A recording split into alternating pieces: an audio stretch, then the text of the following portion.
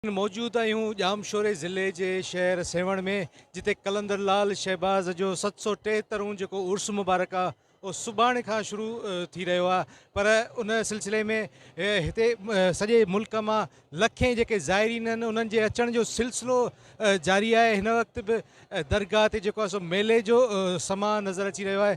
तव्हांखे ॿुधाईंदा हलूं त सिक्योरिटी जे हवाले सां जेके जामशोरो पुलिस आहे उहे सख़्तु इंतज़ाम कया विया आहिनि।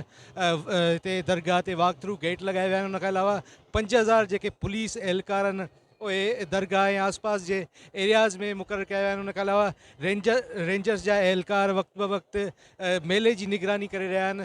जॾहिं त लेडी पुलिस एहलकार पिणु हिते वॾे अंग में जेके से मौजूदु आहिनि। तव्हांखे ॿुधाईंदा हलूं त सॼे मुल्क मां वॾे तादाद में जेके ज़ाइरीन आहिनि, कलंदर जा पांधेड़ा आहिनि, हिते पहुचण जो सिलसिलो जारी आहे, जंहिंमें औरतूं, ॿार, ॿुढड़ा, पोड़ा हर तरफ़ कलंदर जूं सदाऊं बुलंद कंदे नज़र अचनि था।